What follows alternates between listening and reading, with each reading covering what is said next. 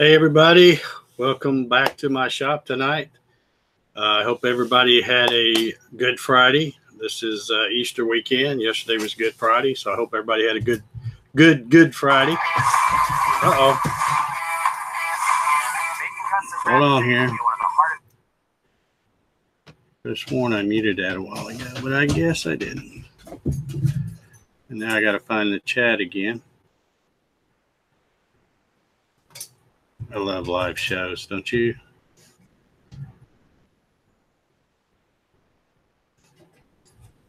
Let's see if we can get this pop back in. There we go. Okay, all is well. Can y'all hear me okay?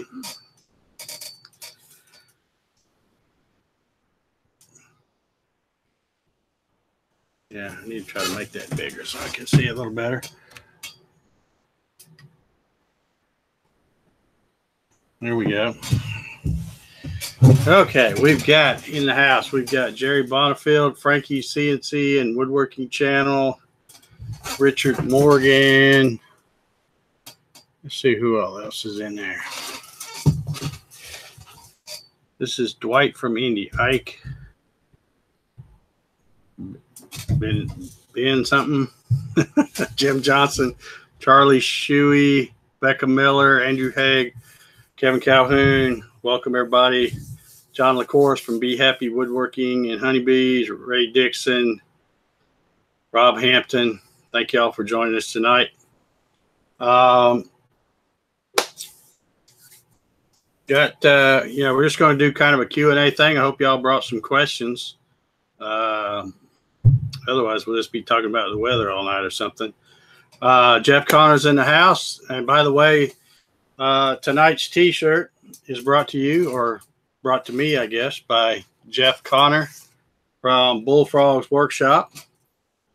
So I got this awesome shirt from Jeff at the show a couple of weeks ago. And as promised, I'm wearing it on the show. So why does my shop look smoky? It's because of the lighting, Becca. I have right up here, just out of the camera shot, I have a kind of a lumber rack that I have right there, and it creates a shadow. And I have another light right back here, but if I turn that light on, it makes it even worse. So I know somebody else said something about that before, and all I can tell you is this is a shop. It's not a studio. So I know the lighting was better when I did it in the house. And now, of course, I've got Jack wanting to comment over there. Shut up. Anyway, yeah, the lighting's, I put a big LED light right there. So as far as lighting in my shop, it's actually a lot brighter. But I've got kind of a shadow area here. I'll have to do something to work on that to get it a little better. But I mean, y'all know what I look like anyway. You don't need to see much of that. Okay. Just want to talk about a few things before we start up with the questions. I wanted to mention Javi. He may be popping in and out tonight. I don't know if I think he might be tied up. But I did want to mention that tomorrow, of course, tomorrow is April 1st or April Fool's Day. And he is starting his, I think it's called the Almost Useless Challenge, where you make something that's kind of useless. I've got something in mind I'm going to try to make. Of course, a lot of things I make end up being useless, but I'm going to try to shoot a video for that project and enter it. And I think the prizes you win are pretty useless too. I'm not, not sure. Maybe Javi will be popping in here later and he can go over that. But I think he did a video the other day about the useless challenge, almost useless challenge, I think is what it's called. But anyway, I guess y'all heard too. I posted on Facebook. I got a stupid jury summons in the mail today. Man, does that suck or what? But I just don't have time for that kind of stuff. So hopefully they won't pick me. I got picked last time when they did it, and it wasn't that long ago. I don't know how the list got so short and my name come around again, but there it is. Anyway, I just wanted to talk a little bit about the Gatton CNC, a few things going on with that before we get started on the questions and answer deal. The Gatton CNC, you know, I've been offering those kits now for almost a couple of years. There's bunches and bunches of them out there. You can tell by Becca Miller has the, I think she calls it Gatton World of CNC thing, where it has that map and has all the different Garage Works and Gatton CNC and shoestring budget or sidewinders or whatever you want to call them. So there's a bunch of them out there. But anyway, I've been selling those for almost 2 years now, and for up until the first of the year, I'd been selling them for the same price. And I got to tell you, I've had, you know, UPS has gone up in their rates about 3 times. You know, the plywood's gone up a couple of times. Everything's gone up. And so reluctantly, I raised the price, I think right around the first of the year, a little after, something like $10, which really didn't even cover what it had gone up. But anyway, my point is, you know, since the very beginning, I've been offering free shipping to continental U.S. and even to Canada. So the free shipping is going to come to a halt. Now, it's not going to be that bad. I'm probably going to charge like $25 to ship.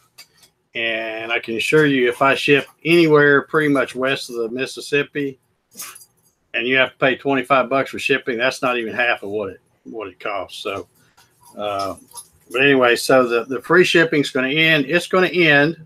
And the reason I'm bringing this up now is it's going to end officially May 1st. So I'm giving everybody the opportunity. Those of you may have been sitting on the fence, and if you want to get it while you can still get the free shipping, the price is still going to be the same. Price is not going to go up. But if you want to still get it while the free shipping deal is still on, you want to get one ordered by April, sometime in April, which, you know, you got 30 days here coming up. So anywho, that's what I was going to say about that. I got another little thing. Javi, welcome, my friend. Thank you, Dave. You're looking well in your safety orange shirt. I'm telling you. It's a Southern Ginger shirt that I got at the show. Okay, well, we'll give Zach a shameless plug. There you go. There you go. But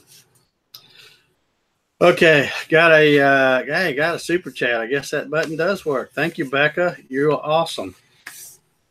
You are super awesome. Thank you very much. Anyway, I'm going to mention right now we've got about 45 viewers, and usually the way this thing works is the longer the show goes, the more people we get.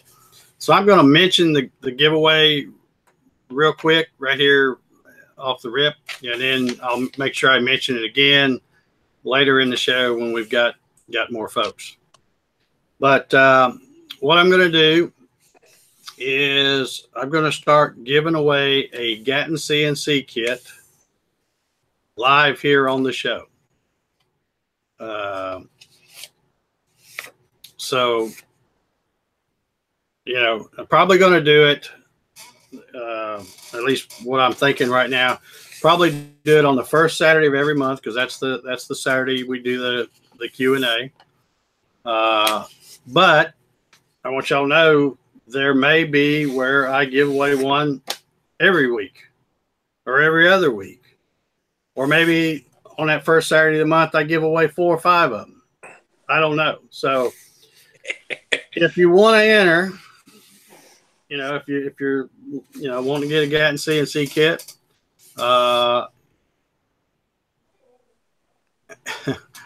not. This guy said, Gary Kilmer says, I want to enter my wife in the almost useless challenge.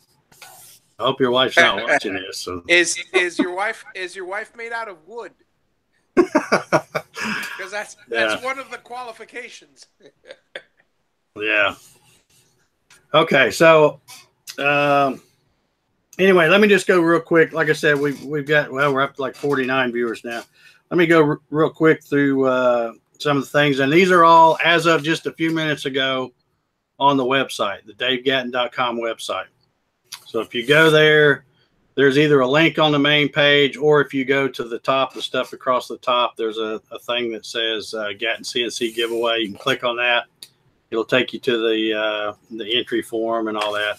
But I'll go through some of the stuff real quick, and then we'll go through it again a little later at the end of the show, you know, in case there's more folks on or whatever. But the rules are really simple. You know, the entry form they're on the website. You got to fill it out in full. Every time I try to do one of these giveaways, and you do one of those forms on the website, and you have a required field, there's always some knucklehead that wants to just type whatever just because you have to put something in that field. And I can tell you right now, I get any of those, they're getting thrown out. I'm not playing around with that kind of stuff. If you want to enter and get a free kit, fine, but I'm not messing around with stuff like that. Dave, let me ask you something. If someone already purchased a Gatton CNC kit, are they eligible to win one? Probably not. I'm trying to do this to get somebody who, you know, maybe sitting around wanting a CNC. I know there's a lot of folks, I see it all the time on Facebook, somebody wanting a CNC, and they say, well, I'm trying to save up the money to get a kit or whatever, you know. Well, maybe if they win one, maybe that'll kind of kickstart them to, because the rest of the stuff, I mean, yeah, it's expensive when you add it all up, but it's not a lot if you buy it a little bit at a time. Right. So, yeah, this is, this really isn't for folks that have already got one. Sorry. You know, this is all about trying to help somebody out to win one that doesn't have one. Yep. And hopefully somebody that really wants one. Yep. Okay. So the first rule is you got to fill out the entry form in full. The winners will be randomly drawn. And I took my little spinny basket thing to the show, and Southern Woodworkers used it in their booth for the different drawings they did. And I didn't go up there Sunday, so Zach has it. So, you know, if I don't have that, I'll probably just do a random generator thing, and we'll do it right here where everybody can see it, and, you know, all that stuff. So anyway, so the winner or winners, whichever the case may be, will be randomly drawn. Only one entry allowed per drawing. Now, what that means is, you know, like I said, we're going to do the drawing on the first Saturday of the month, which is, you know, the question and answer show. So that means we'll be doing one this next Saturday. And so the one entry allowed per drawing, that means that if you fill out an entry and we do the drawing next week and say Joe Blow wins, you know, don't think you're in for the next one. You got to go fill out another one each time, because every time I'm going to wipe the slate clean. So whenever there's a giveaway, and like I said, you don't know how many I'm going to give away. So, you know, there may be a time where we do a drawing, and if I'm in a good mood, I may give away 2 or 3 of them a night. You don't know. So, anywho, okay. So one entry allowed per drawing, and you must enter for each drawing, which I just said. The random drawings will take place live right here. I figured that was probably what everybody was assuming. And of course, the person that's selected by the random drawing must be watching live. So you got to be in the chat and watching. That's kind of why I did a Facebook Live, to remind folks to if they wanted to watch tonight, because that'll be important, you know. And like I said, if you go fill out an entry and that next Saturday we do a drawing, you're not in the one for the next one. You got to go fill it out again. Hopefully this will weed out some of the knuckleheads I always get when I try to give something away that, you know, that really have no interest. They just heard that I'm giving away something free, and then they want to get in on it. So, you know, so if you want to win one, you're going to have to stay up with what's going on and know when the drawings are, know if you've got one filled out for that week or whatever. So I think that's all I had. Anyway, like I said, all this stuff is on the website. I put it on there just a few minutes ago.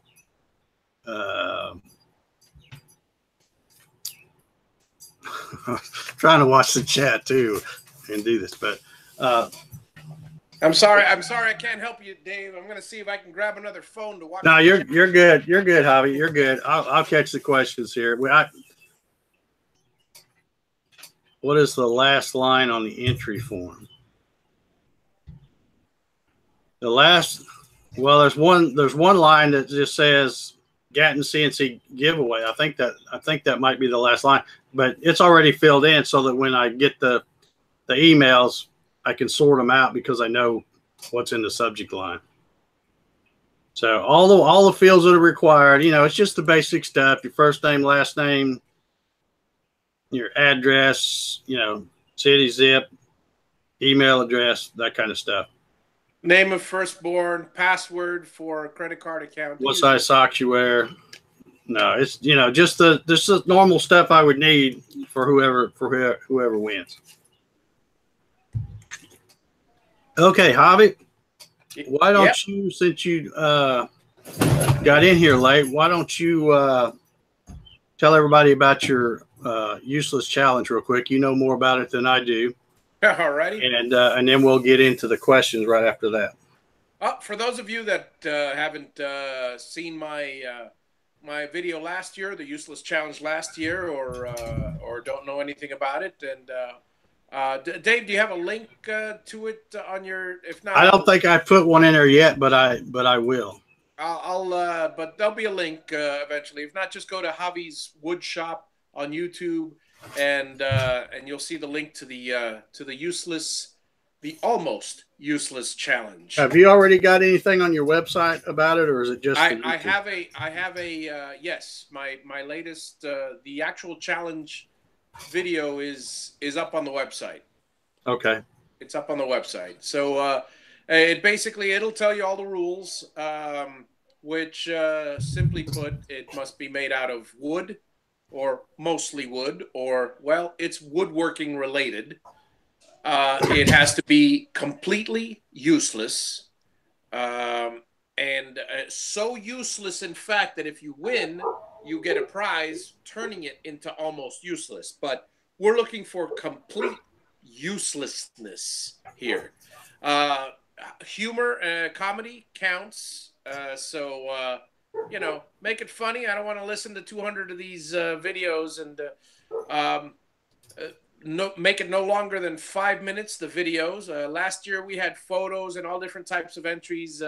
This year it's strictly video entries. So it's a simple matter. Just film a quick video on your phone if you like, showing the process, and the more ironic, the funnier, the better it is. I mean, the better it will be for the judging criteria. And I'm not one of the judges. They'll be determined soon. And I guess the last criteria is design and creativity. I mean, make it something, you know, unique, creative, because well, you know, I mean, that's part of the fun of it, and that's part of the challenge. Javi, can you just kind of mention maybe 2 or 3 of the entries you got last year to kind of give folks a little bit of idea? Jerry Brown was one of the third place winners, and he came up with X-ray glasses, wooden X-ray glasses. The lenses were wood, and they had the little design like you see in the comic books and everything.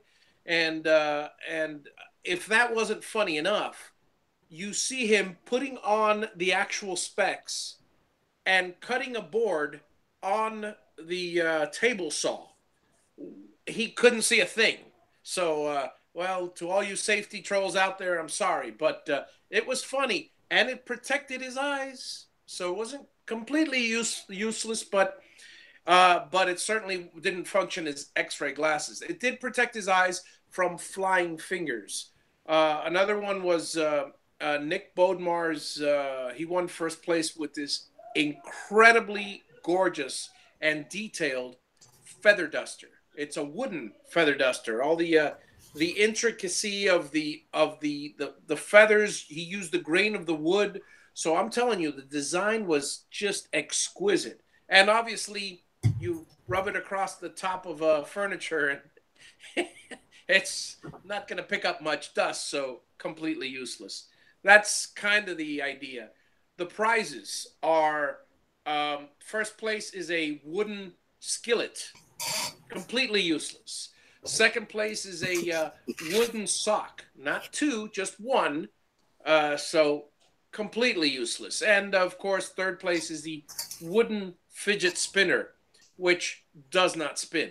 So enjoy. Okay, awesome.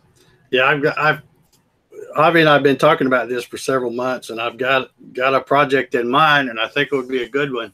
I just hope I have time to do it. I guess I'll have to make time, but I'm looking forward to seeing it. Everybody should, and I guess it goes without saying that you can use your CNC to make this useless project.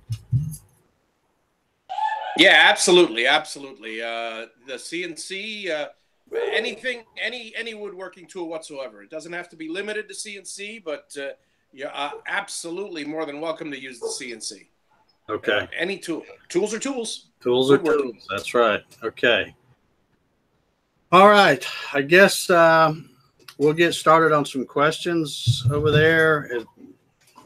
I've got the chat blown up big enough I can read it without my glasses, but I haven't seen any now my phone's getting blown up with entries. Okay. Yeah, we're just going to do kind of a regular old Q&A. If anybody's got any questions, I know one guy, and I don't know if he's probably not even watching. I don't know. But somebody had mentioned on Facebook again the question. I just talked about this the other week or two about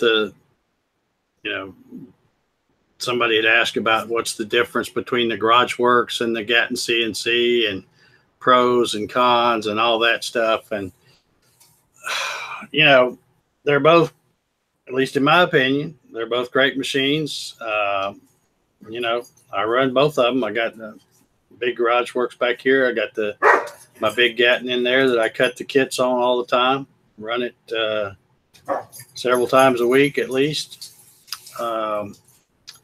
But, the big difference, I guess, and hopefully this guy's watching, but I don't know if he is or not. But the biggest difference is with the Gatton CNCs, I have 3 different size kits. When you buy one of those, it is whatever size you bought. It is what it is. Probably the most popular thing, what's made the Gatton CNC kits popular,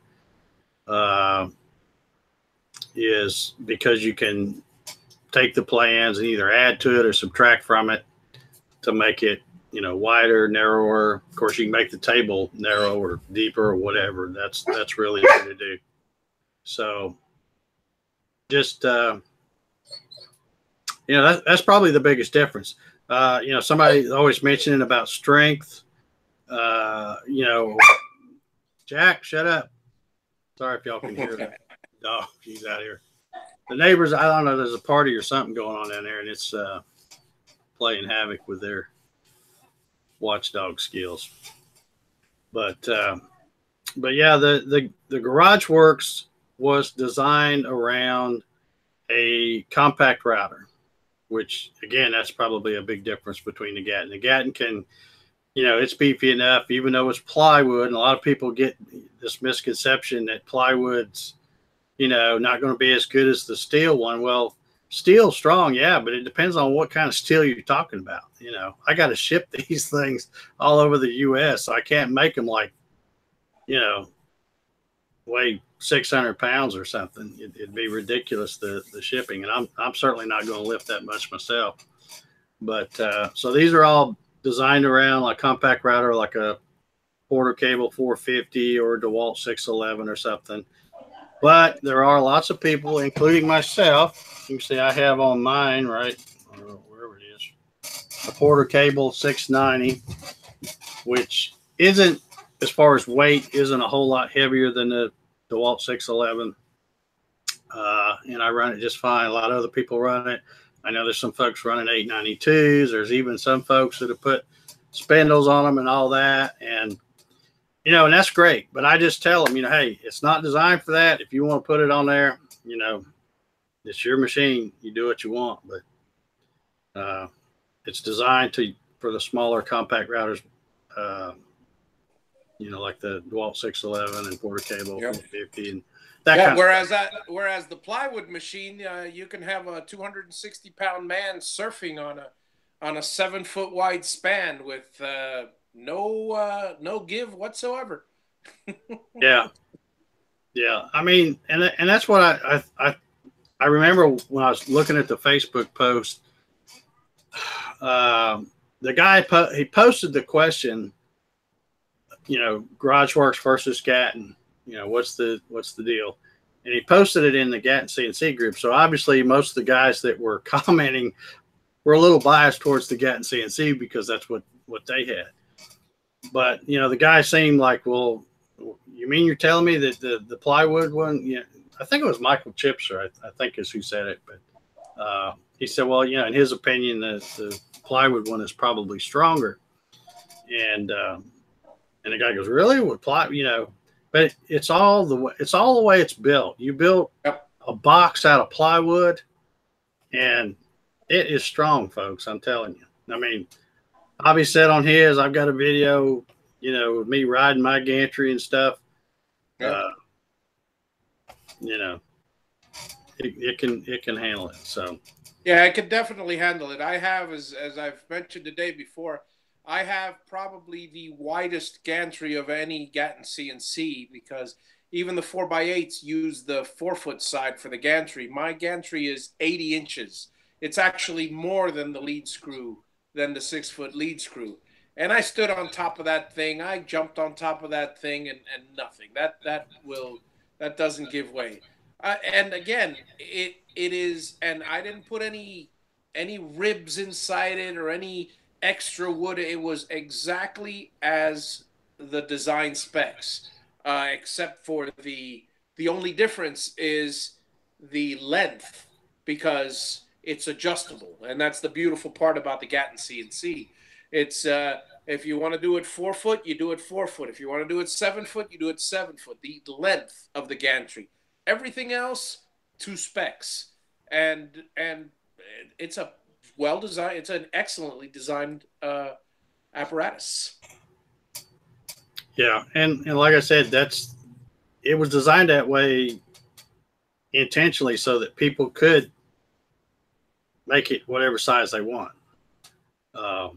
It's, you know, it's a lot easier to sell a kit that people can really make it just for their shop. You know, some guy may have just a closet to put it in. Other guys may have a huge shop. So whatever they got, they can build something that will work either way. So that's what's made that kit so popular. And you know, I've sold. And Dave, I know you're fond of saying this, but I'll reiterate it again. Whether it's the Gatton CNC or the GarageWorks, there is nothing more, first of all, satisfying than building your own machine. And the fact that you have built your own machine, you do it once. Right now, you know, I had a little bit of it was a cinch to build, and I'd never built one before. And I'm following the plans step by step, and I was taking my time, and I was doing it slow, and I was a little bit like we all are in the beginning.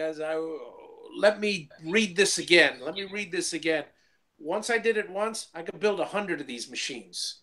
And the best part is, anything goes wrong with it whatsoever, not only will I know what goes wrong with it because I know every single part of it because I built it, but I can remake it, any single part that I need. So it's a comforting feeling to have that kind of confidence in your own product. You're not dependent on anybody. Yeah, and I think that's a pretty big deal, regardless of whether it's a Gatton or a GarageWorks. Even if you buy somebody else's machine, if you buy it as a kit and you have to assemble it and put it together yourself, Yep. you're going to be much better at troubleshooting any issues you might have than having to rely on some tech support to hold your hand. Uh, while you're waiting for, because especially if you're, you have a day job and, probably most of your shop time's on the weekend. Well, guess what? They may not, they may not be there on the weekend. Yeah. So, anyway, all right, enough about that. Let's take some questions. Somebody a while ago was asking what programs we use. It was G something. I don't know. Somebody looked like they set something down on the keyboard and just had a bunch of gobbledygook letters. But the question was what programs you use. I personally use Mach 3 as my control software, and I use VCarve Pro as my CAD CAM software. So I guess he was directing that question here.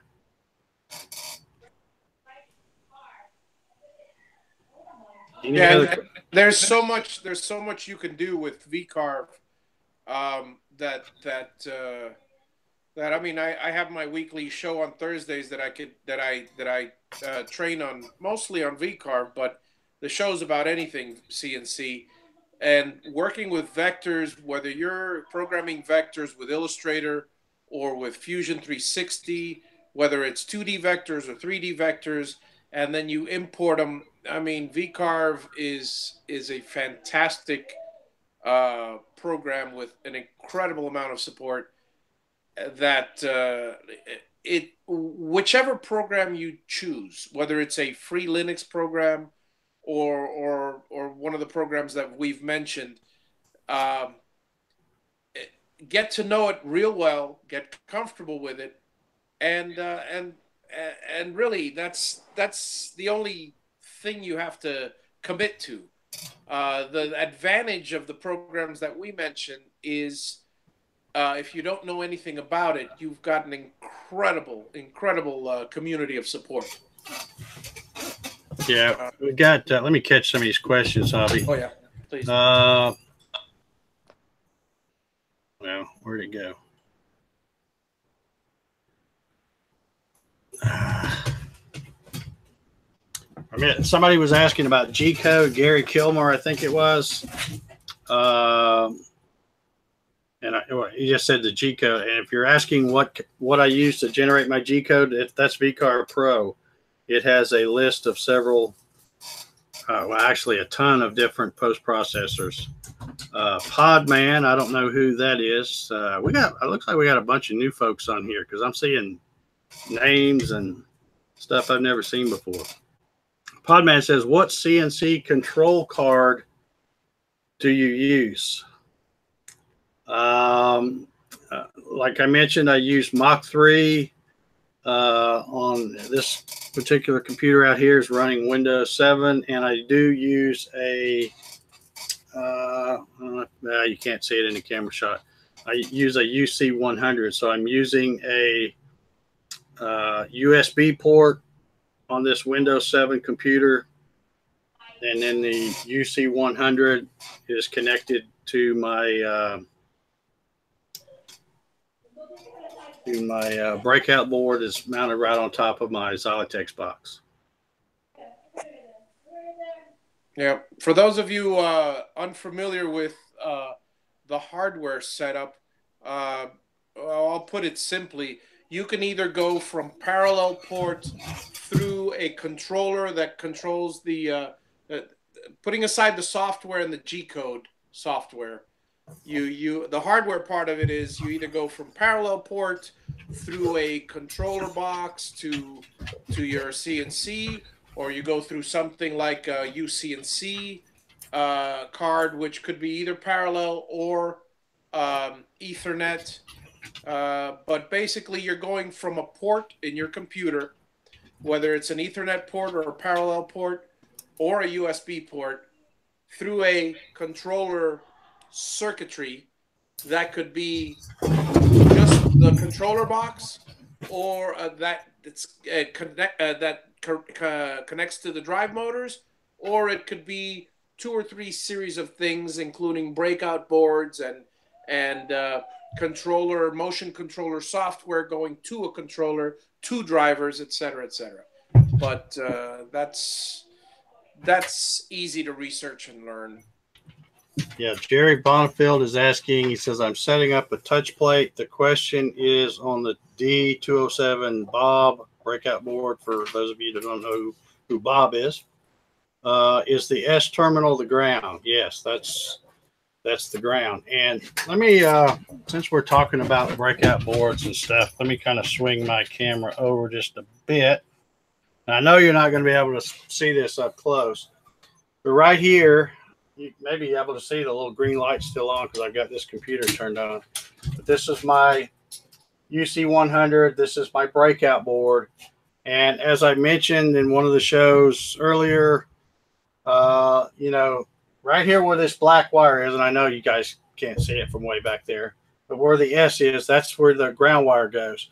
But, you know, you've got so many things to ground, you can't fit everything in there. So what I've done is just taken a terminal strip like this and use one of those, I don't know what you call those things. It makes it into like a little bus bar type grounding bar or whatever.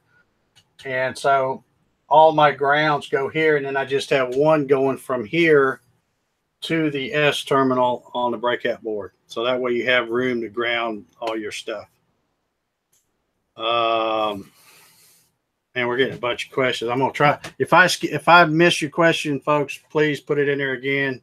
I'm trying to keep up here, and I don't think Javi can even see the chat. So, Jeff Connor says, "What is the best way to tile a 4x8 sheet of material for an arcade cabinet using a 4x4 cutting area?"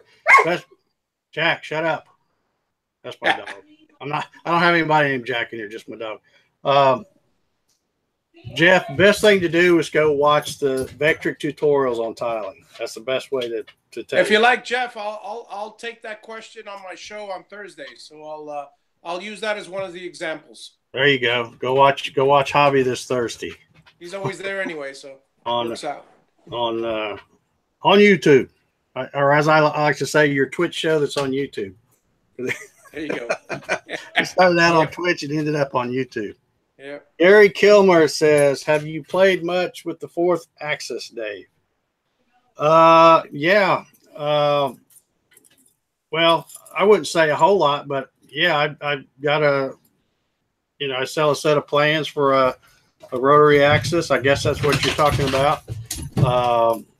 I've done 2 or 3 different videos showing how to work. I've done a couple of shows, actually. I think I did a show once showing how it worked. I just don't, I just don't have a need to make a lot of stuff on it. But yeah, I've done some videos and stuff to try to help other folks out and show you how it works. I hope that's what you're talking about when you say 4th axis. I'm assuming you're talking about a rotary axis. Okay, let's see. I hope I'm not missing any questions because that thing's starting to scroll by quick. Okay.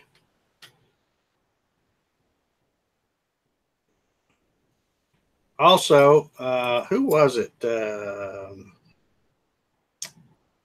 What 90-degree V-bit do you like the best? The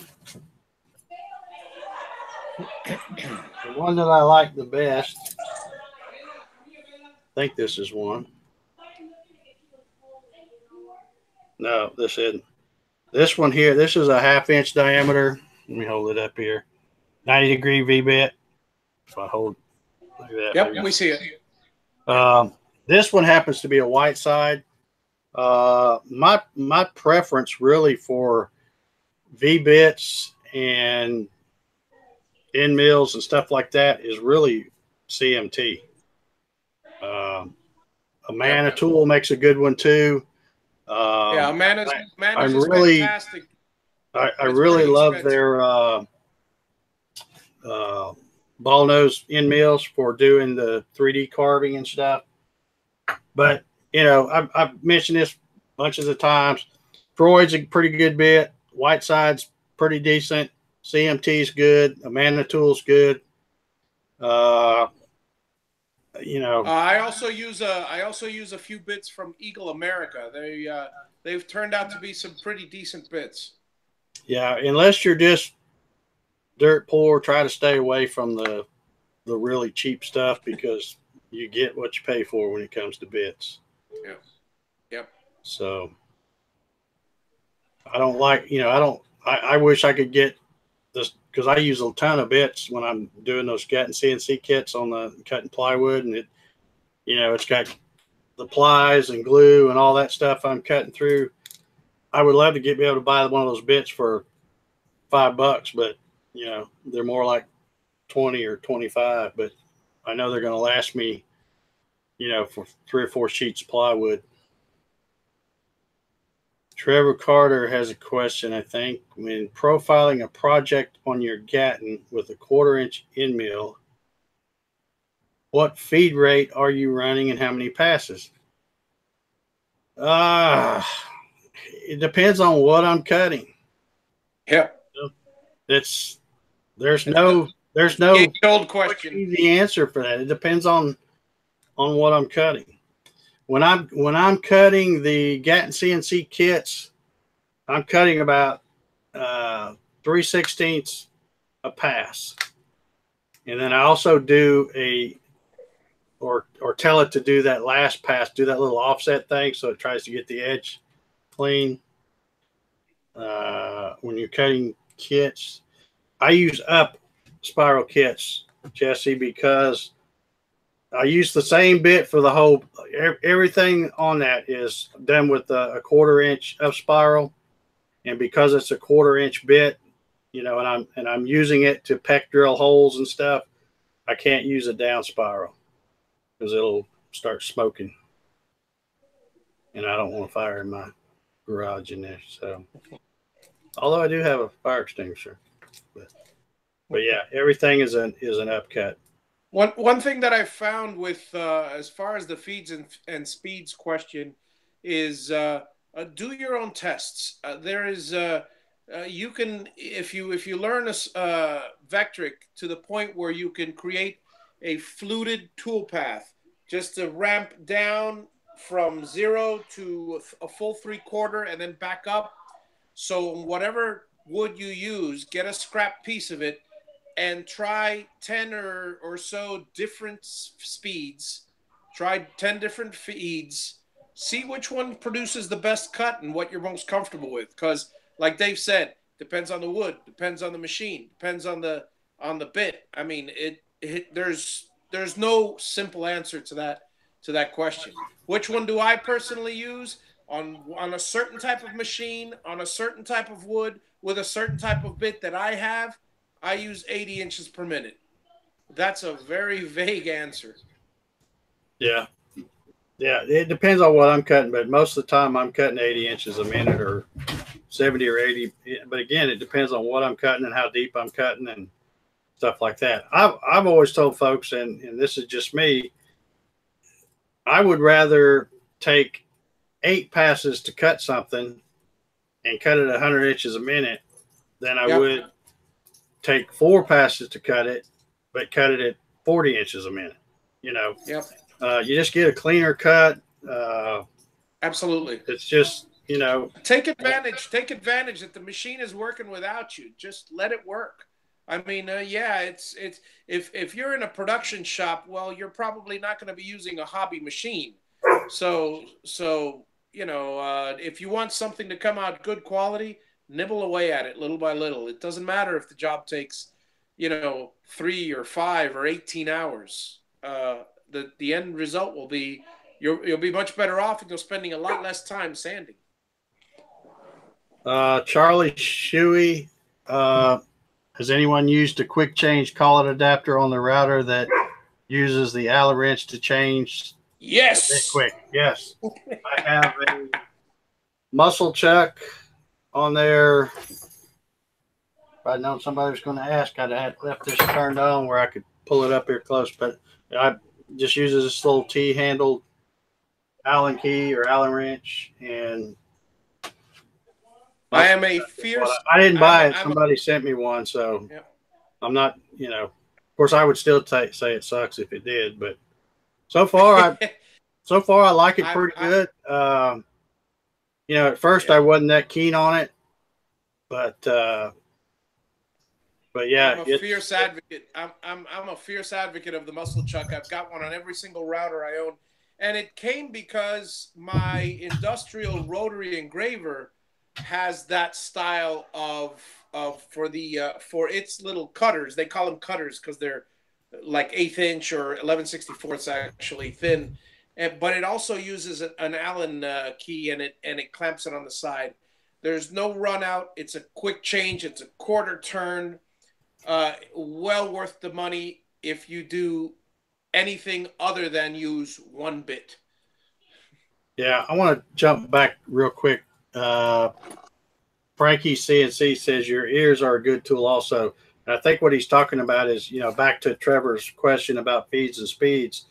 If you put a test piece on there and, you have your depth set in your whatever software you're using. So say it's going to cut, I don't know, say it's going to cut an 1/8 inch deep or whatever.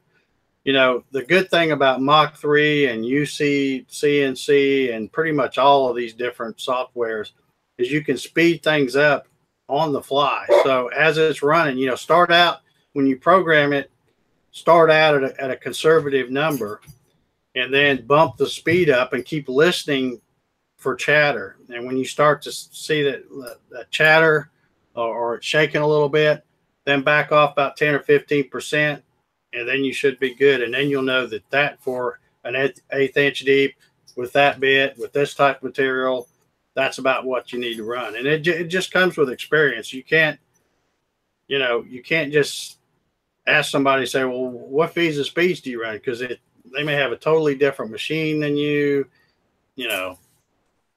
And also feeds and speeds really only come into play when you're cutting very long strips, like a big wide circle or a big straight thing, because when we're doing most of our intricate stuff, I don't care how fast you put the machine, it will never reach those speeds.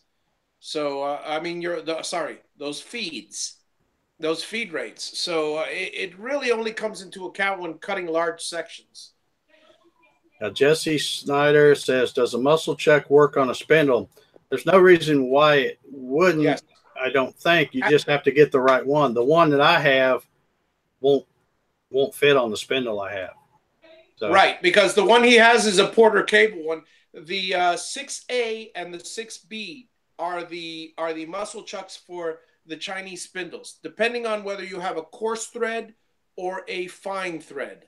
So you got to find out which one it is and order the right bit, or just order one of the bits and return it and exchange it if you order the wrong one. But just do your research beforehand. Yeah.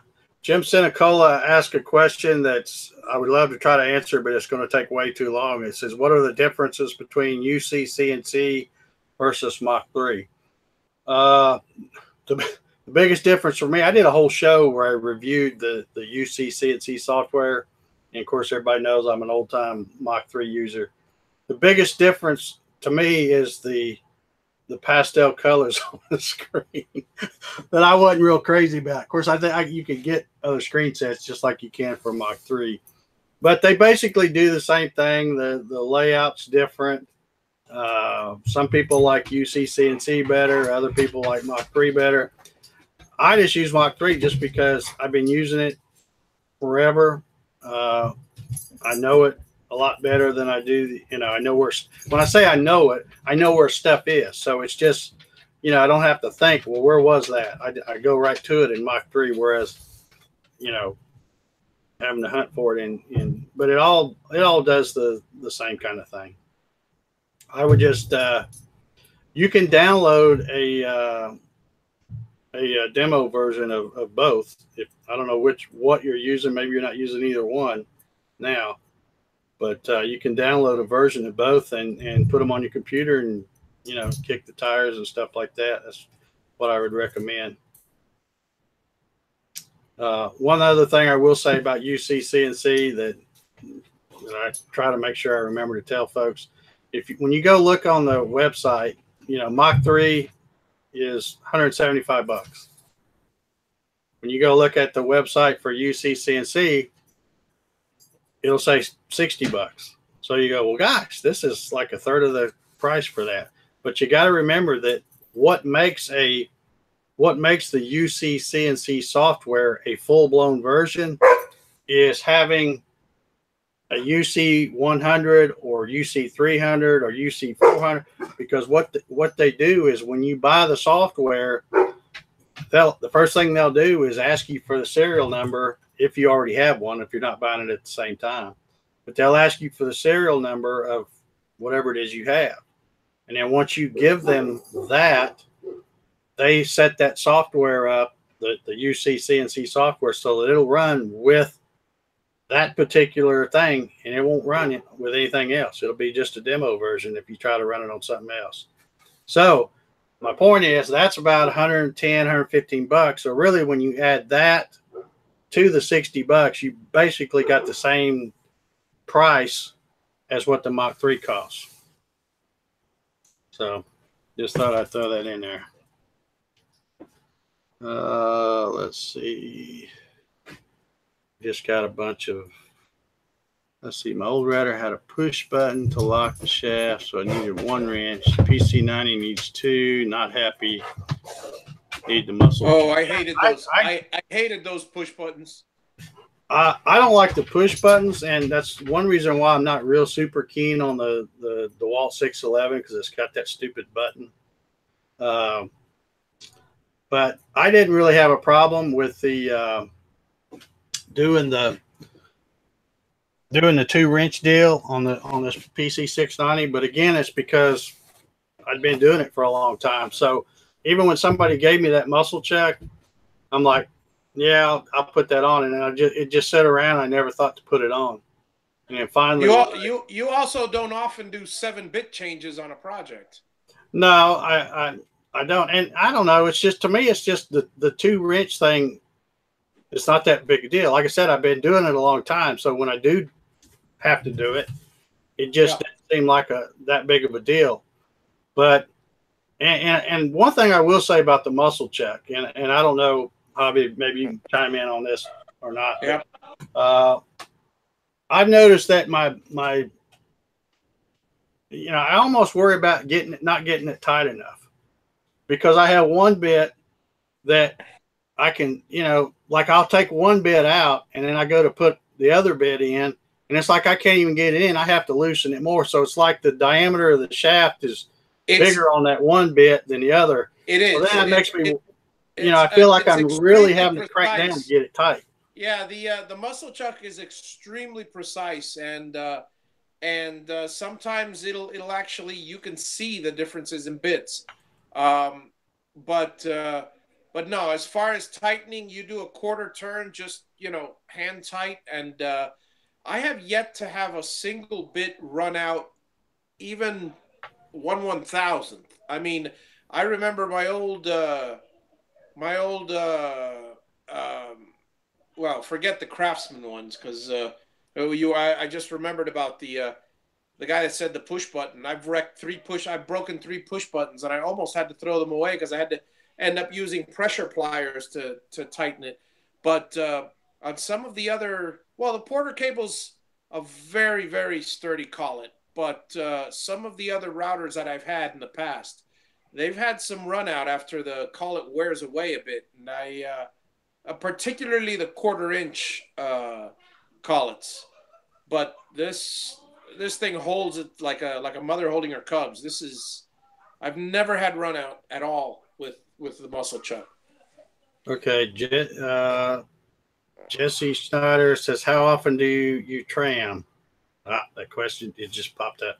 I'm trying to get these before they scroll out. How often do well, I enlarged the what's a screen so I can tram? read it without having to put my glasses on every time. But it makes it where it's not that big, so it doesn't take much for it to scroll up. I tell you what, if you want to learn how to tram, the simplest, in my opinion, best method is Peter Pasquale. Make a simple little thing. I've got one under here. Yeah, somewhere. Absolutely. It's basically a stick, and I got another hole here. I have a I don't know where I put it. It's probably in the case somewhere. I have a little, yeah, it's under there. I have a little cheap dial indicator, and you put this on and swing it around, and you can see where you're at. Yeah, it basically extends so instead of it extends the range, or if you will, the precision from this much, which is your bit, to a good foot or however long you want it. You spin the whole thing around, tram it once. I've yet to tram my machine more than once. Yeah, and I tell you, really, when you cut a pocket or something, you're going to know if it's off a bunch. Yeah.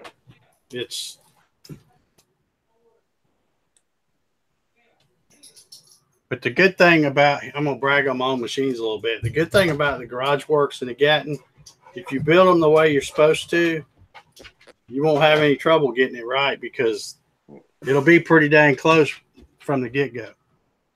And one of the things I will say about tramming, and it's not really about tramming, but it's kind of related to tramming. I'll share this with you guys. I thought that my tramming was off when I was surfacing my spoil board with a 1.5 inch bit.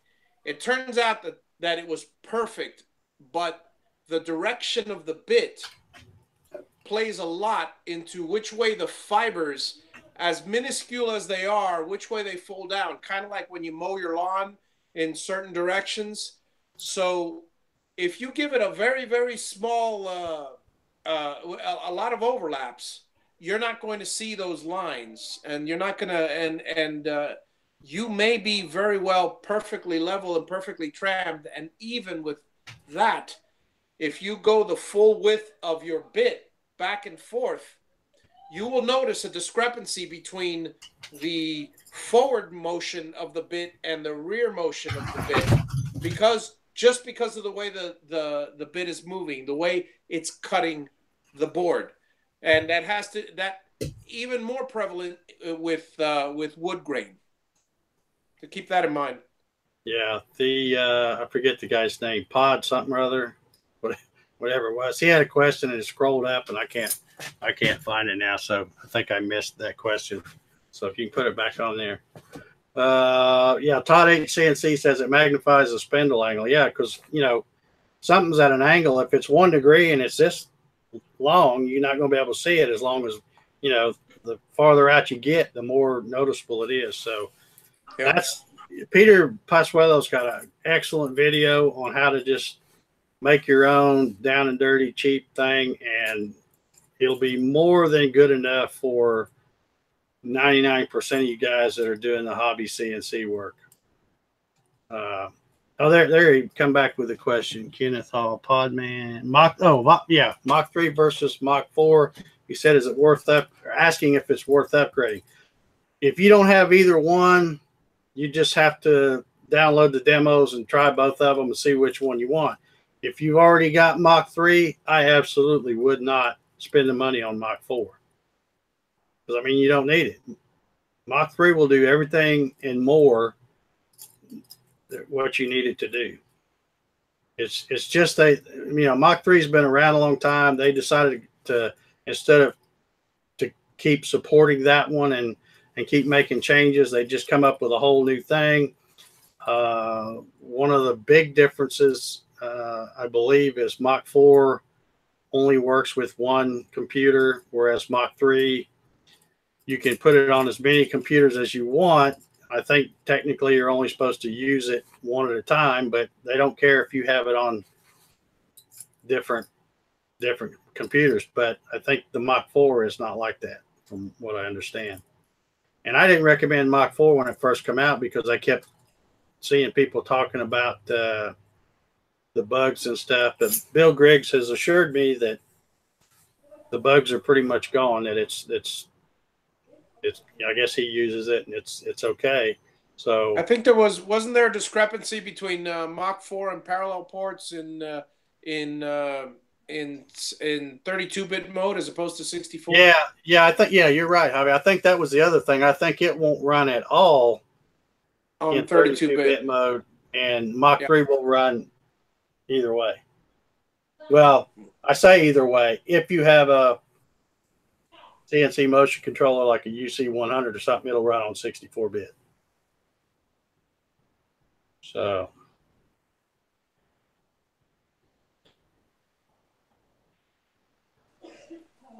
Jim Johnson just said Mark Lindsay has a great video on tramming.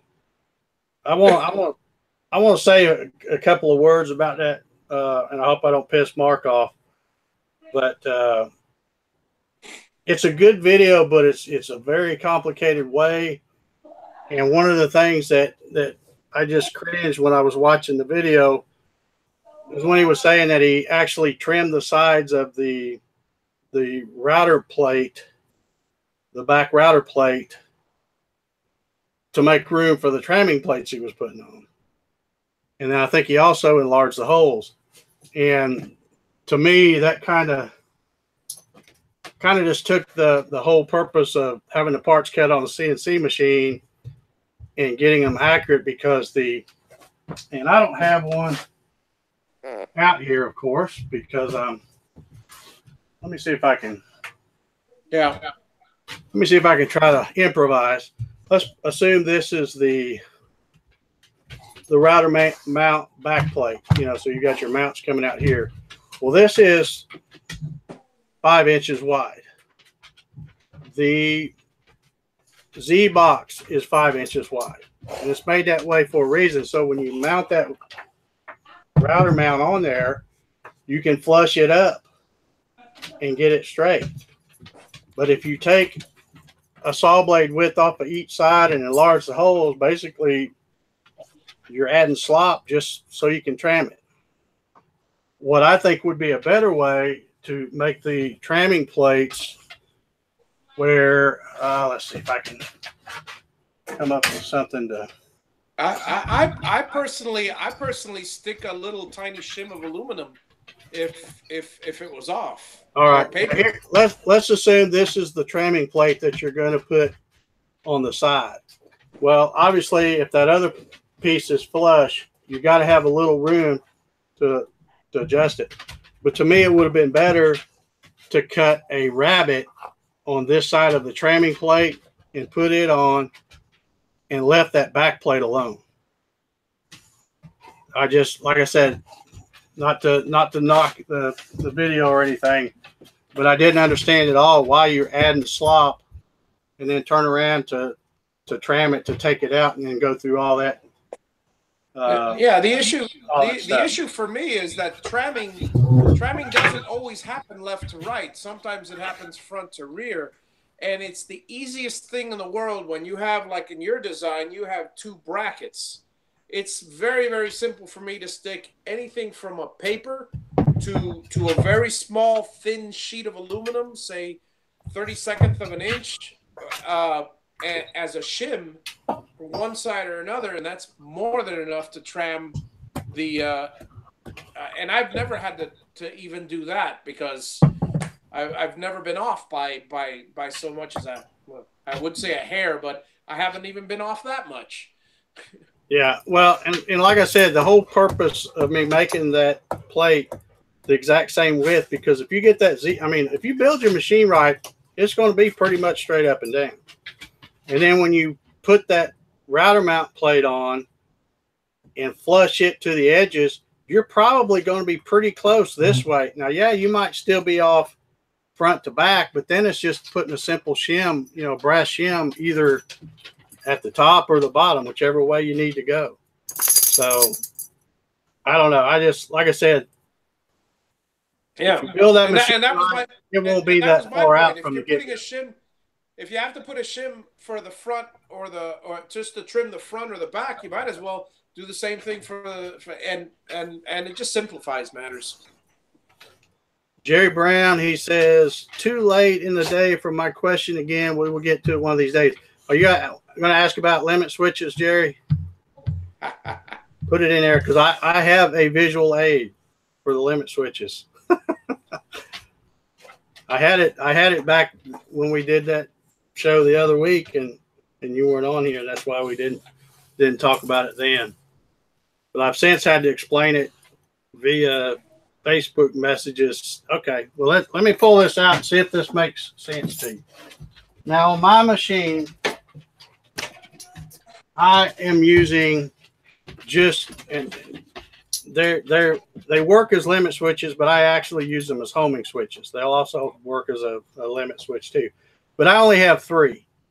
I have one on the top of the Z. I don't worry about one at the bottom because I know where it's going. But I have one at the top of the Z. I have one for the Y-axis back here. You can probably see the wire back there. Just on one side, going there. And then I have one, you can't see it all because it's hidden behind the gantry. But I have one on that side over there for the X. So when I reference all home, my machine goes back. Well, first it goes up, then it goes back, then it goes over. So I like to do that to get it up out of my way. So, but since I only have those 3 switches, I have, a hot wire. You guys got to get out of here. My dogs are all up under my feet here. I have, I forget which pins I'm using. Probably, I don't know, 10, 11, 12, something like that. Whatever 3 pins it is. But I have, the red wire going to whatever the pin number is. And then I have the black wires going up here to this junction thing where all my grounds are. Okay, but I think what Jerry was wanting to know is putting, and I hope y'all can see this, but this, if you're going to run 2 of them together, say you want to run one on each end of the X-axis, you would have a red coming into this, well, and again, I'm using red because that would be the hot, I guess. So it would be coming in, and then you would have where your ground wire coming out of the other one, you have it going to the ground on the other switch. And then you have another wire. In this case, I have black. It really doesn't matter what color it is. But this one could go to the ground, and then this one could go to whatever pin. And then both of those switches, whichever one of them's tripped, will work. Yeah. So, yeah, Jerry, so I don't know I'd just like to clarify that all the switches are normally closed switches. Yes. There's 3 lugs. And the one in the middle here, you can see there's no wire connected to that. I'm using the normally closed position. So, Jerry, I don't know if that helps you, but I had to try to explain that to somebody. And it's even harder trying to explain it to them in a Facebook message. In fact, what I did is I came out here to the shop and I laid this on the table and I took a picture of it and sent it to him. And I said, here, this is what I'm talking about. So they're tied in, series, I guess is what you call that. Yep. That's what I was just going to say. If you have an electrician friend, tell them wire it up in series. Yeah. So there's the visual aid. So, Jerry, if you need a picture of it or something, I'll be happy to send one because I probably still got that picture on my phone or in Facebook or somewhere. But one thing I will mention about switches, like I said, I was helping somebody the other day. Let's see if I can turn you guys. I know you guys probably can't see this, but I showed it in one of the other shows. Let's see, what are we doing on time? Yeah, we're just about out of time anyway. One thing I would do is I've got Mach 3 open right now. If you go to this diagnostic page, let me see if I can turn this. What a speaker. All right. You probably can't see this, but anyway, right in here, there are places where your inputs are. You know, it has limit. You know, this is, in other words, just like a little LED that's going to light up to show you when a switch is tripped. So when you're playing around and installing these things for the first time, connect one up. Don't, you know, I mean, you can run your wire and everything, but go ahead and connect one up and then put it on the diagnostic page and then trip that switch and make sure you have it working right. Then once you get one done, then you know how to do all the rest of them. It's really easy. But, you know, if you start wiring all of them up and then, you know, then you start asking somebody for help, it's a whole lot harder, at least in my case, to try to explain, you know, how to do it. I like, you know, let's just worry about one of them first, and do that. But yeah, anytime you trip a switch, I don't even have this. Here's Dave's tip of the day too. Since we're coming into spring, we've had a lot of thunderstorms and stuff.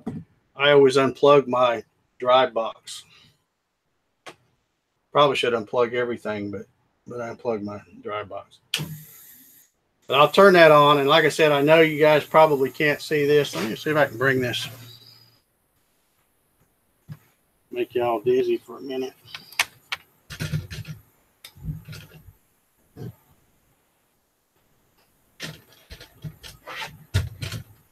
Okay, maybe you can see it a little better there.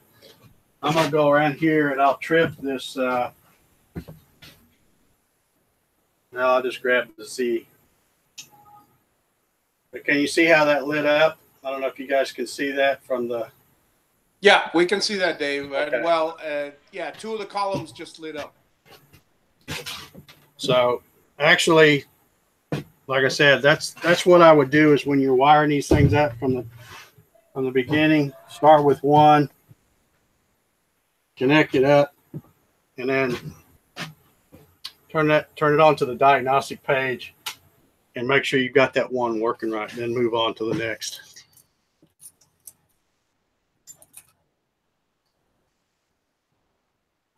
Okay, any other? We're just about out of time here. I think we're a little over past 9 o'clock. Has anybody got any other questions they want to answer before we get out of here? We got 77 folks, and we only had about 40 something watching earlier when I was talking about the giveaway.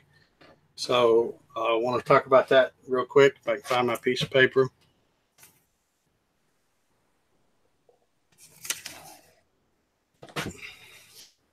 Limit switch override.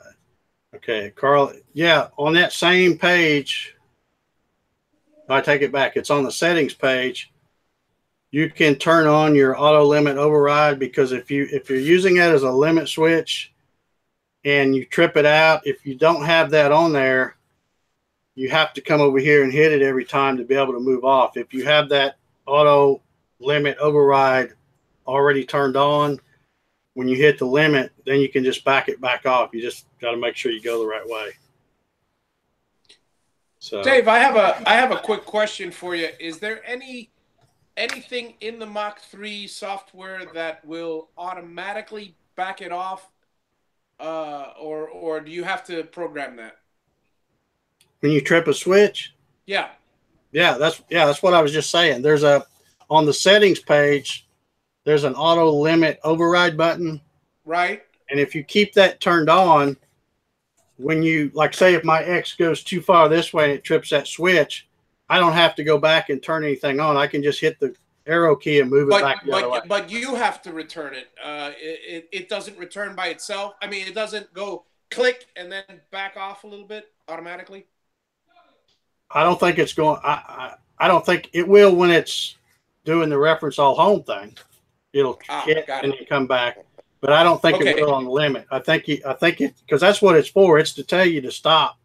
You know, when it trips, that you're going to get that. I don't know if you saw it over here. Yeah, they're still lit up, but I got a yellow light here because it's going to stop and say, hey, you're over the limit here. But with that in the settings page, with that auto limit override, you can just go up, you know, and then back it back off. Any other questions? Never answered the question about the last line of the entry form. What do you put there?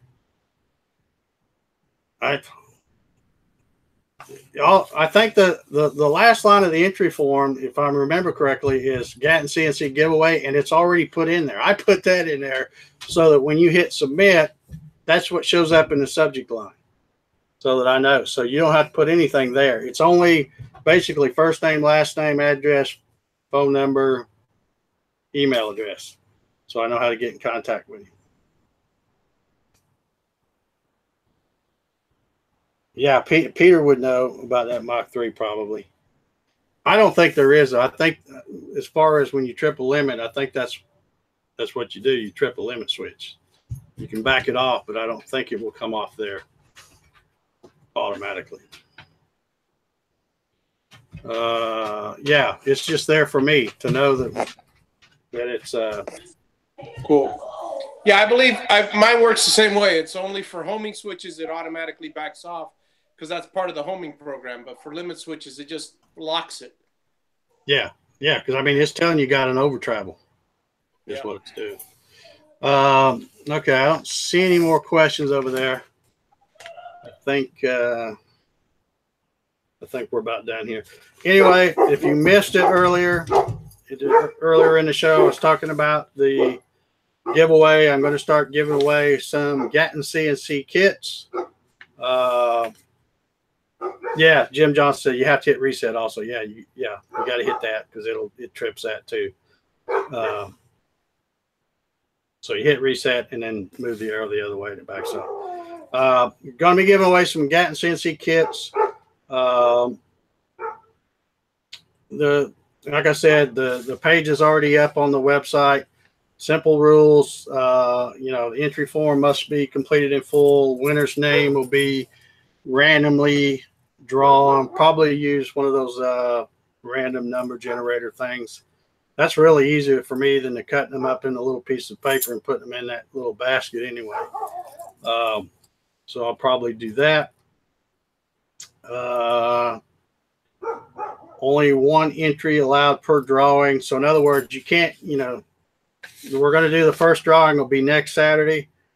You can't put, 100, you can't stuff the box. You can't put, more than one entry in. And then also you must enter for each drawing. So like when you enter for next Saturday's drawing, and we do that drawing, everybody that's entered, all that's going to be wiped out, and you'll have to enter again for. Oh, yeah, your dog hears my dog's barking back there. So you'll have to enter again for every week there's a drawing. And like I said, depending on what kind of mood I'm in or whatever, you never know when I might give away one, I might give away two, I might give away half a dozen. You don't know. But you got to watch the show and be here live to be able to win. So, and that's why I'm coming up with this stuff where, you got to watch the show, because I really want somebody to win it that wants it and really wants a CNC, that's trying to get into CNC. I don't care anything about really giving it to somebody who, is just going to turn around and sell it or whatever. So hopefully it'll be somebody that, and that's why I'm trying to make it a little tougher by having you have to enter each time and all that. Hopefully by doing that, it'll be somebody that's paying attention, watches the show loyally, and tries to, trying to win one. So, okay. Oh, and by the way, I mean, all you guys that have Gatton CNCs know, but I want to make sure everybody understands, when you go to the website, if this is your first time watching the show and you hear about a giveaway or something, don't go running over to the website and go, I'm going to enter and get a free CNC. It's a CNC kit that I'm giving away. There's still a whole lot of other stuff you got to get. You'll get the plans too. Everything's detailed. I mean, I can't make it any easier other than buying the stuff for you, but it is a kit. So if you have no intentions of spending another, few $100, then you might as well not even enter, because you're just going to have just a bunch of plywood pieces sitting around.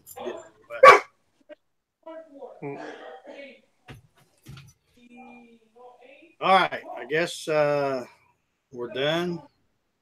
Oh wait, we got another question. Lead screws, 2-start or 5-start difference? Can't find supplies in Canada for 5-star. Well, here's the thing, Sean. I've been using 5-star lead screws, and the reason I use them, and again, I don't have my props out here because they're all in the garage. A 5-star lead screw means that there are 5 different threads on that screw. So to move, there's 10 threads per inch, but to move 1 inch of 5-star lead screw, we'll have to go 2 revolutions. A ½ inch for every time you turn 1 revolution, it moves a ½ inch. A 2-start lead screw, it's still the same ½ inch by 10 threads per inch, but a 2-start lead screw now has to turn 5 times to go an inch. So that's the big difference. In one, if you've already bought your, I know you're in Canada, but if you've bought your Acme nuts from Dumpster CNC, you can't just buy any lead screw. You got to buy what matches that Acme nut. If you bought the 5-star Acme nuts, which if you bought the one that says the Gatton CNC kit, that's what it is, it won't work with a 2-star lead screw. And quite honestly, I don't think you would want to use a 2-star lead screw. You need to try to find where you can get a 5-star lead screw, no matter what it costs you to get them in there.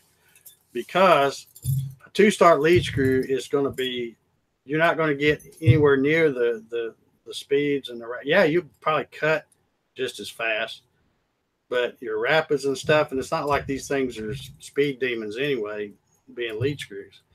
I can probably get 200 or 300 inches a minute easy rapids, but on a 2-star, you're probably not going to be able to, because it just takes too many, it takes 5 turns to move an inch instead of 2. So, believe it or not, the cheap I couldn't find 5-star was $4.80 each. There's people in Canada that are building these things, so I don't know what to tell you. Ask around. Dave, doesn't McMaster's McMaster cars ship to Canada? I don't know. I think they do, but only if it's a business or something like that. There was some kind of thing. I don't know. All I can, I feel bad for the guys in Canada, but I mean, what am I going to do? Well, I would say look into the Gatton community and ask for someone else from Canada that's actually built one, like say Trevor Carter, I believe is one of them, and find out how they obtained the parts or where they went. They might be able to give you some insight. Or another way is to ask on the forum or maybe in one of the Facebook groups. Yep. Because anybody here in the U.S. can get those lead screws from McMaster. And you could, if you paid somebody a little extra, kick in a little extra to pay them to ship them to you, let them buy them from McMaster and have them ship them to you, it'd be well worth it. It's obviously going to be less than $480 a piece, like you just showed those others. There's been some one guy up there. I don't remember who it was, but and I don't know where you live, Sean. You may live way out, somewhere, but somebody lived fairly close to the border, and I just shipped it to. Uh, in fact, it was a UPS store, just on the U.S. side of the border, and then they drove up and got it. So there you go. But they're out there because I've shipped, obviously I ship more in the U.S. than I do Canada, but I've shipped plenty of them to Canada as well because I've been doing the free shipping thing for so long, I think. So I want to mention that again too. If you were late getting here too, the free shipping thing is going to go away effective May 1st. So if you want to get a Gatton CNC kit and you want me to foot all the shipping, make sure you order it before May 1st, because after May 1st, there'll be like a $25 shipping charge.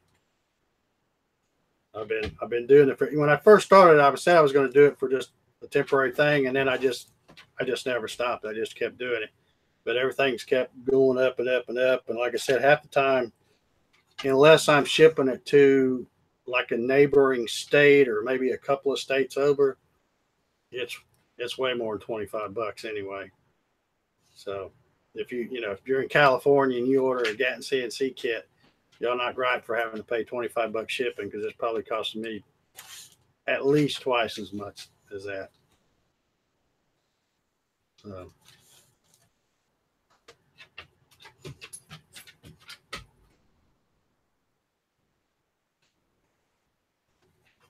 Yeah, I don't know about a PO box. I don't know if they're probably going to ship anything like that to a PO box, Trevor.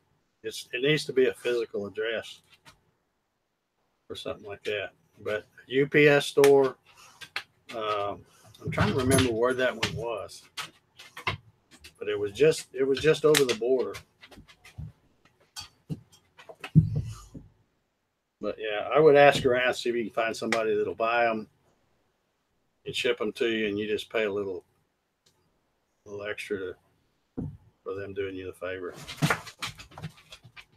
Any other questions?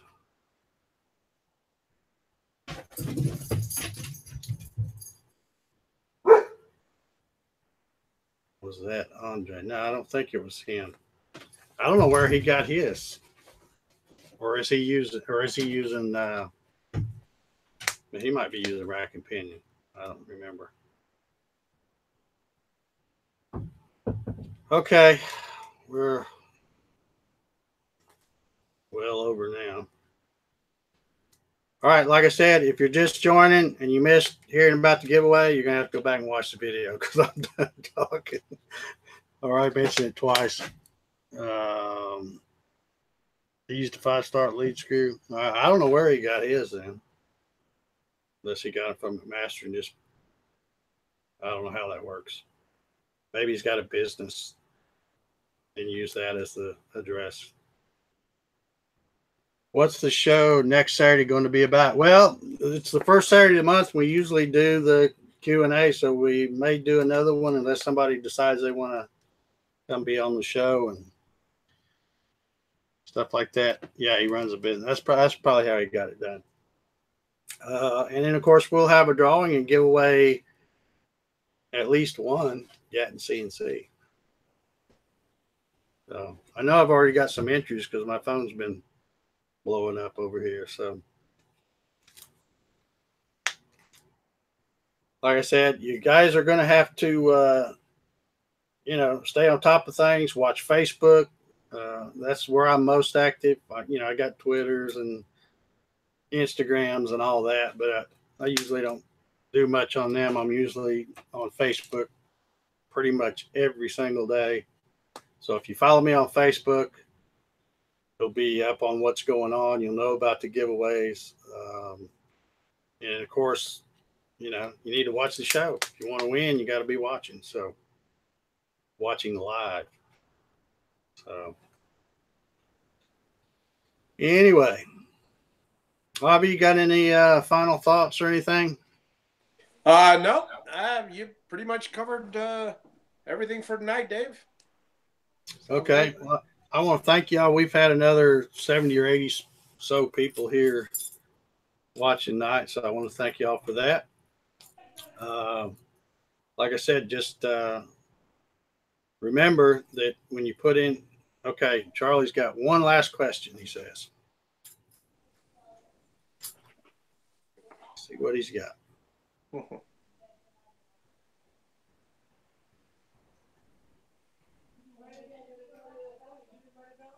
Feel like we. The answer is 42. Yeah. One last question. Almost useless challenge. Yeah, we've talked about that. Yep. Go to my channel. For those of you that missed it, go to my channel, Javi's Woodshop, on YouTube. Check out the useless challenge video. It'll be fun. Okay, Charlie, I'm waiting for your question before we go here.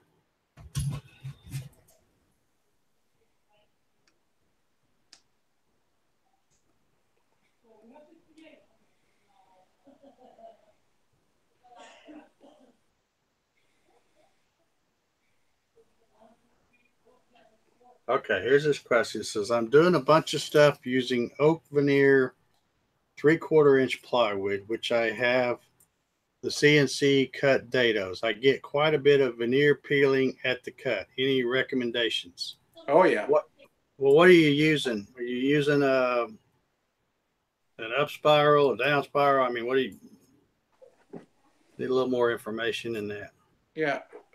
Yeah, right off, I would say use a downcut spiral and start with 0.05 as your first cut, and then just go deeper each time. Really doesn't matter how much, because it's rabbit, so you don't need an up. You're not going to tear out at the bottom.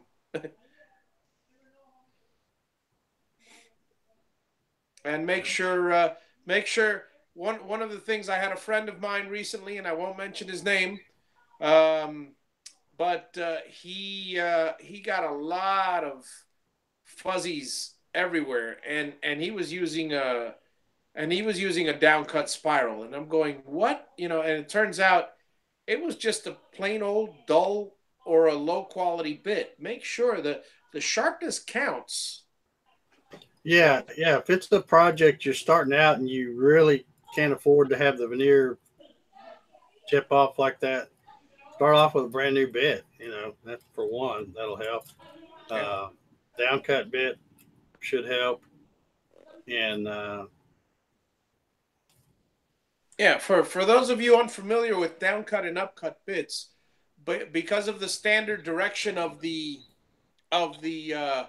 way, basically the way the router spins, a downcut bit is such where it will force it's a spiral, and it will force the chips down. So you're acting like on the side of it, like a scissor type, a shearing cut, which will push down, as opposed to either cutting sideways or an upcut bit, which will pull up. Try to say that 10 times fast. Yeah, I was going to say, easy for you to say. Yeah, an upcut bit is great for the bottom part, so you won't get any chip out on the very bottom. But then you end up getting chip out on the top, and then you have, for those of you who know, a compression bit, which the first section is a downcut, so you'll plunge it just past that section, and the other 2/3 of the bit is a downcut. This is an upcut, that's a downcut. So you plunge it just so much, and then when you're cutting the entire thing, the bottom is cutting up toward the middle, the top is cutting down toward the middle, and you've got a clean veneer on both sides. Yeah. Refresher course on up and down cut and compression cut bits for those of you that don't know. Yeah. All right, folks, we've gabbed on here long enough. We're going to get off. Thanks everybody for tuning in. Like I said, we've had a good crowd tonight. Lots of good questions, and If you got anybody has any questions about the giveaway or anything, I think I've made it pretty easy to understand. But if you got any questions, shoot me an email or text or something, and I'll try to get you straightened out on that. Okay. Thanks, Javi. Thanks for popping in tonight. I'm glad Thank you, Dave. The whole, Thank you, everybody. show. Thanks, everybody. Everybody have a great Easter. Go hunt some eggs or whatever. Good night, all.